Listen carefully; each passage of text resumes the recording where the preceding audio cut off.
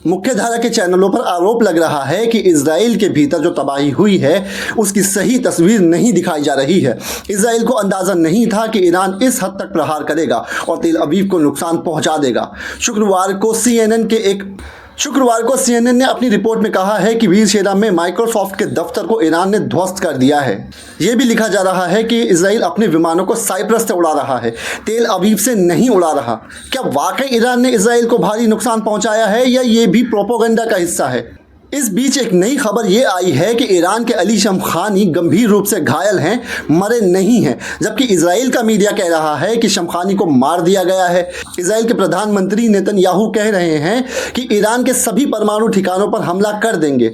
इनके लिए तो मानो मजाक हो गया है। हमले की बात नेतन्याहू के आगे ग्लोबल लीडर्स तक झुक जा रहे हैं, वरना कोई उनसे पूछता कि जिन जिन देशों के पास न्यूक्लियर प्लांट है क्या वहां भी जाएंगे अटैक करने के लिए, उनके न्यूक्लियर प्लांट पर भी हमला कर देंगे?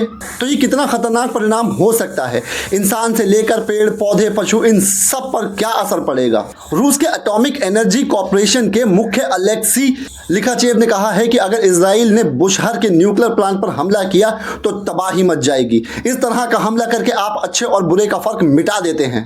उनका संस्थान हालात पर नजर बनाए हुए है। यहां तक कि ईरान के इस प्लांट पर रूमी विशेषज्ञ भी काम कर रहे हैं। 1986 की घटना है।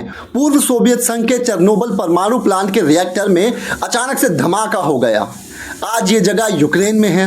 रिएक्टर के निर्माण और मानवीय त्रुटि के चलते हुए भाप का दबाव इतना ज्यादा हो गया कि रिएक्टर की छत फट गई और भयानक धमाका हुआ। रातों रात प्रिपेयर शहर को खाली किया गया। प्लांट में काम करने वाले कर्मचारियों के अलावा कई बचाव कर्मियों की दर्दनाक मौत हो गई और बहुत से लोगों की सेहत पर इसका बहुत बड़ा प्रभाव पड़ा। 5000 से ज्यादा लोगों को थायराइड का कैंसर हो गया।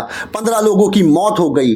चेरनोबिल की आबो हवा दूषित हो गई और एक बसा बसाया शहर खंडर हो गया। माना जाता है कि रिएक्टर के भीतर के रेडियो एक्टिव कोर का 5% हिस्सा बाहर आ गया था। सिर्फ इतने हिस्से से निकला प्रदूषण हवाओं के रास्ते बहता हुआ पूर्व सोवियत संघ के अन्य हिस्सों में फैल गया। यूक्रेन, रूस और बेलारूस तक चला गया। यूरोप के कुछ इलाकों में भी इसका असर हुआ। रिपेयर के काम में जुटे 2 लाख लोगों पर भी रेडिएशन का असर देखा गया। रूस इसलिए बार बार चेतावनी दे रहा है कि न्यूक्लियर प्लांट पर हमला करना ठीक नहीं होगा।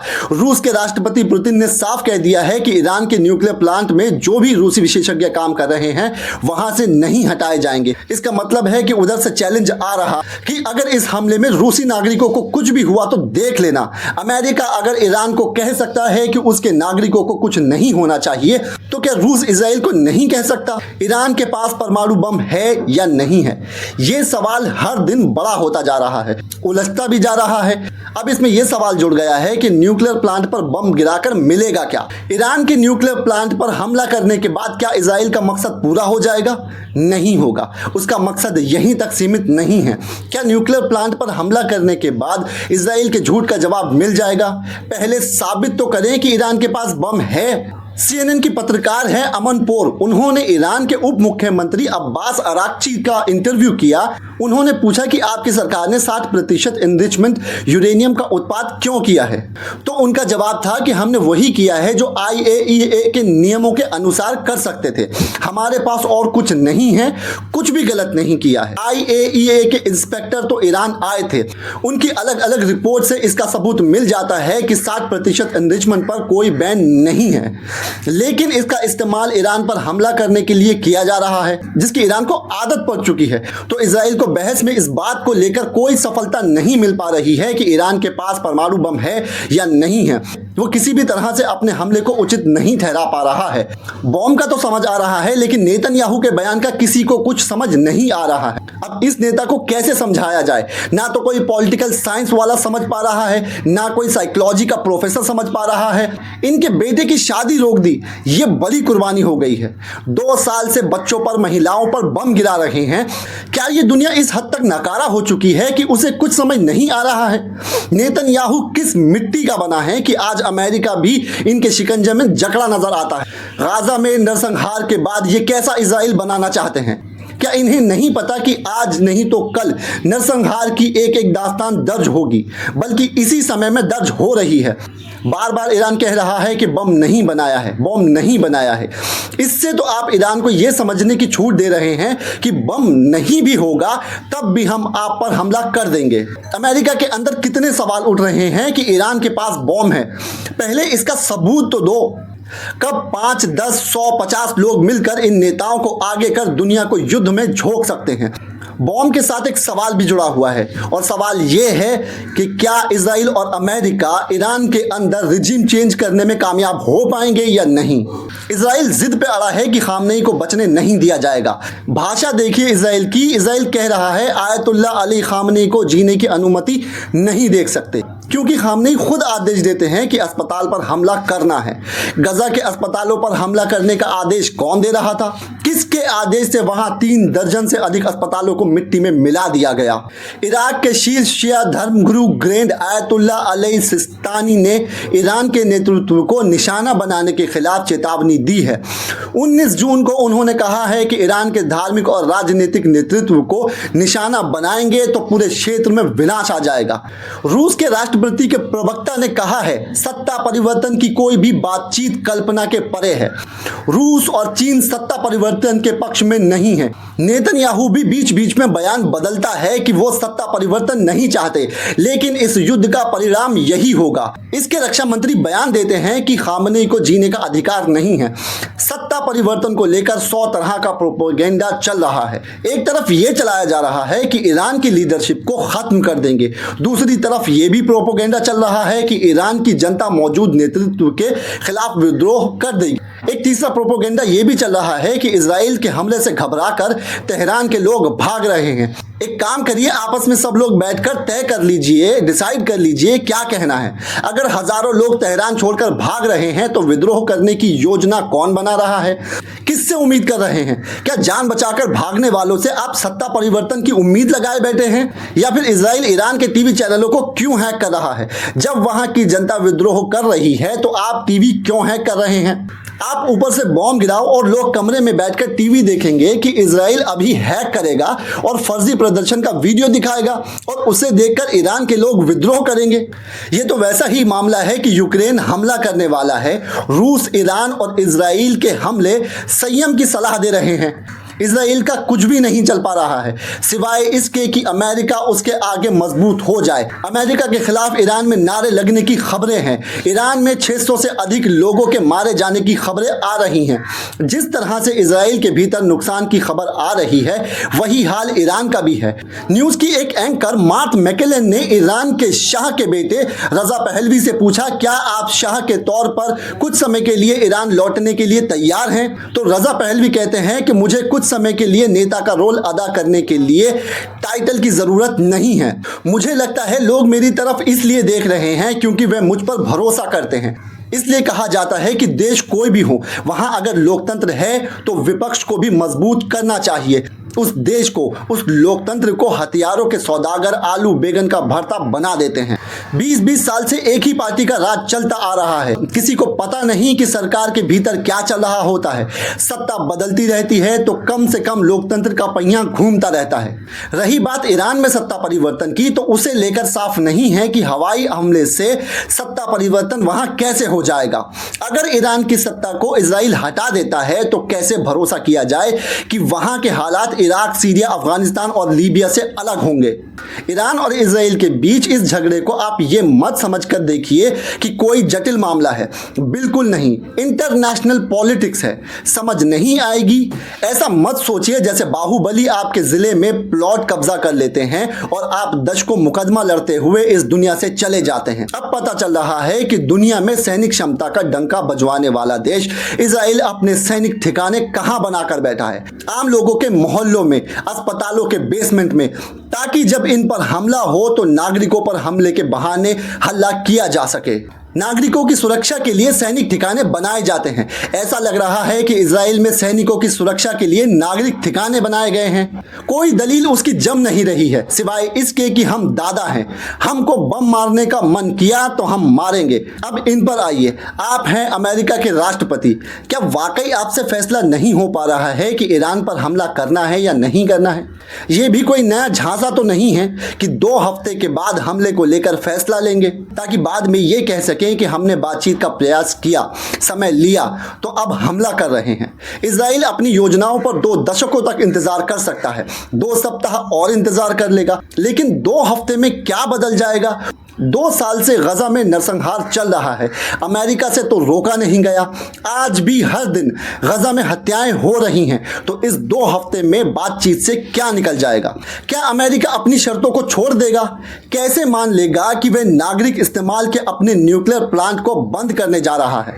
अच्छी बात है कि ट्रंप अपने विकल्प खुले रखना चाहते हैं, लेकिन इन 2 हफ्तों में क्या बदल जाएगा जो 2 सालों में नहीं बदल सका? 20 जून को ईरान के विदेश मंत्री अब्बास अराक्ची ब्रिटेन, फ्रांस और जर्मनी के विदेश मंत्रियों से मिलने वाले हैं। जिनेवा में होने वाली इस मुलाकात में अमेरिका या इजराइल की तरफ से कोई प्रतिनिधि शामिल नहीं होगा।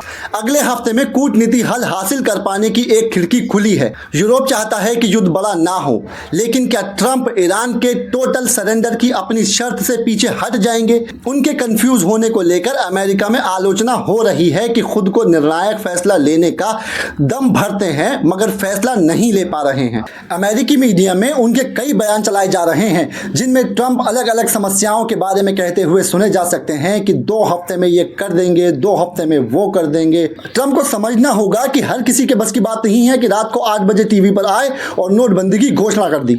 आज तक किसी को पता नहीं चला नोटबंदी से मिला क्या। व्हाइट हाउस के प्रेस सचिव कैरोलाइन लेविन ने 19 जून की अपनी प्रेस वार्ता में कहा कि इस बात के आसार हैं कि ईरान और अमेरिका के बीच बातचीत हो सकती है। ईरान के पास जिनेवा में फ्रांस, जर्मनी के विदेश मंत्री की बात होने वाली है। पहले से पता है कि उस बातचीत से कोई हल नहीं निकलेगा। ट्रंप 2 हफ्ते इंतजार करने की बात कर रहे हैं। ठीक 1 हफ्ता पहले इजराइल ने ईरान पर हमला कर दिया और उनके शीर्ष अधिकारियों को मार डाला। पहले दिन जानकारी आई कि अमेरिका इस हमले में शामिल नहीं है और ट्रंप को इसके बारे में जानकारी नहीं थी, लेकिन उनके बयानों से बहुत जल्द साफ हो गया कि वे शुरू से ही इस हमले के बारे में सब कुछ जानते थे और उनके शीर्ष अधिकारियों को मार डाला। पहले दिन जानकारी आई कि अमेरिका के इस हमले में कोई हाथ नहीं है और ट्रंप को इसके बारे में जानकारी नहीं थी, लेकिन उनके बयानों से बहुत जल्दी ये साफ हो गया कि वे शुरू से ही इस हमले के बारे में सब कुछ जानते थे। ईरान का मामला है, इसलिए उनकी बात बिना चुनौती के स्वीकार कर ली गई, जबकि बातचीत से पहले 60 दिन की हेडलाइन की बात नहीं की गई थी। दुनिया में कौन सा देश इस तरह किसी देश के साथ बातचीत करता है कि 60 दिनों में डील नहीं हुई तो उसका दोस्त आकर उस पर बम गिरा देगा? कभी सुना है आपने ऐसा? एक रिपोर्ट के अनुसार 13 मई को ट्रंप ने सऊदी अरेबिया के इन्वेस्टमेंट फोरम में कहा कि ईरान को परमाणु डील पर अभी फैसला लेना होगा। अभी किसी समय हमारे पास इंतजार करने के लिए समय नहीं है। हम कभी अमेरिका और उसके दोस्तों को आतंकी या परमाणु हमले की धमकी देने की इजाजत नहीं देंगे। अमेरिकी सरकार के 2 अधिकारियों ने सोर्स को बताया कि ट्रंप पहले ही जानते थे कि ईरान पर कभी भी हमला हो सकता है और वो उसे रोकने के लिए कुछ खास नहीं कर सकेंगे। अमेरिका में घमासान विरोध हो रहा है कि ट्रंप ईरान के खिलाफ युद्ध न करे। यह भी कहा जा रहा है कि अगर ट्रंप ने फैसला कर लिया है और ईरान के फोर्दो पहाड़ी के ऊपर बंकर बस्टर भेजने से भी न्यूक्लियर प्लांट नष्ट नहीं होता तो अमेरिका सफल नहीं होगा। इन वजहों से भी ट्रंप पर दबाव बढ़ रहा है कि वो इजराइल के मसले से दूर रहें। इजराइल का अमेरिका में कितना प्रभाव है इस बात से भी पता चलता है कि विरोधी दल यानी डेमोक्रेट के सीनियर नेता चक शुमर भी जल्दी हमला नहीं करने के लिए ट्रंप की आलोचना कर रहे हैं। 2 हफ्ता पहले एक वीडियो जारी किया जिसमें ट्रंप की निंदा कर रहे थे कि वे ईरान पर कभी सख्त होते हैं, कभी पीछे हटते हैं।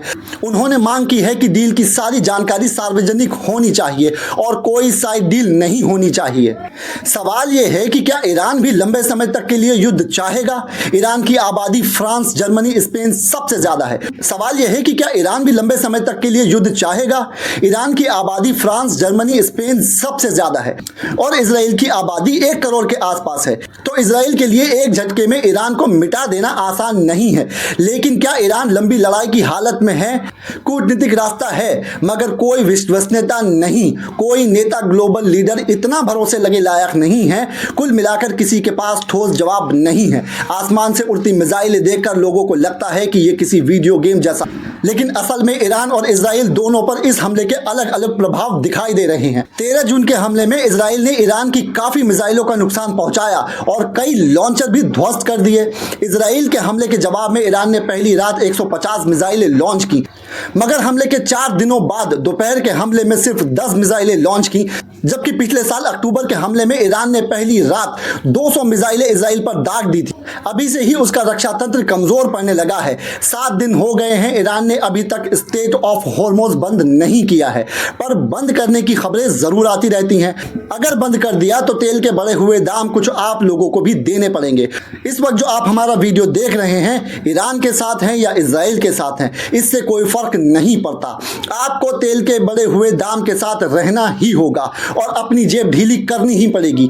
अभी तक यही समझा जा रहा है कि अमेरिका या तो मन बना चुका है या फिर ईरान पर हमला करने के लिए उलझन में होने के नाटक कर रहा है।